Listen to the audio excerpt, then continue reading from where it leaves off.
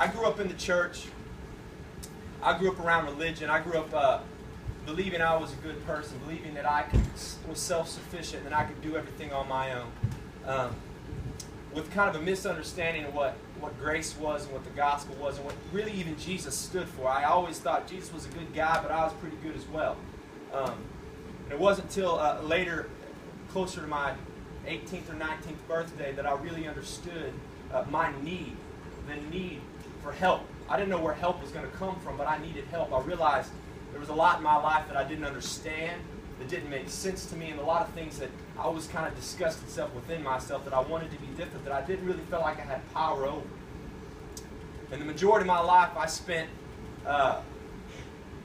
trying to be worthy to receive love, trying to be good to receive love with friends, with family, with God, thinking I'm going to dress myself up to be good and then God will love me.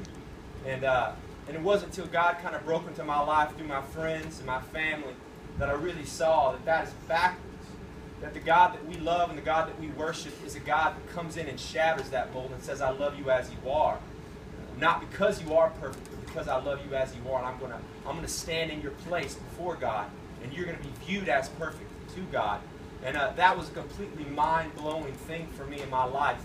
And it was such, you often hear the gospel is good news, but I don't think you really understand good news until you got it really bad and you really know that you don't have it all figured out.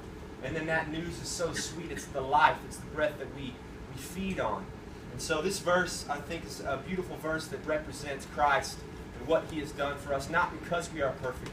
Whoever's in this room today, I know we all have issues of our own. We're coming into this room with burdens, with worries, with anxiousness, with fears.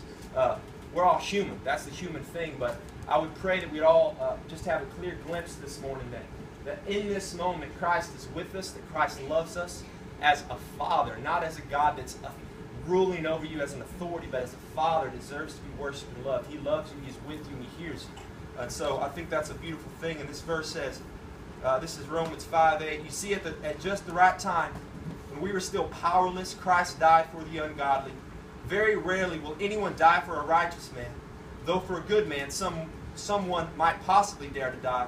But God demonstrates His own love for us in this: while we were still sinners, Christ died for us.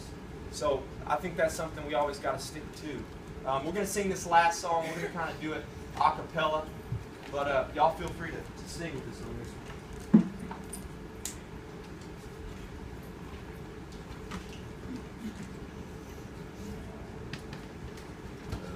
Amazing grace, how sweet the sound that saved a wretch like me. I once was lost, but now I'm found. Was blind, but now I see. 'Twas grace that taught my heart to fear, and grace my fears relieve. How precious did that grace appear, the hour I first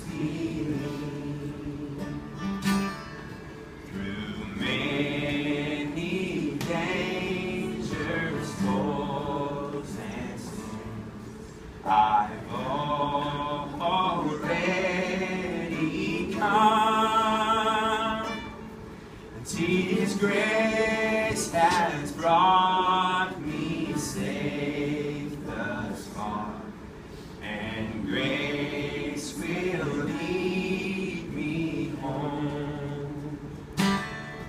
When we've been there 10,000 bright shining as the sun, we've no less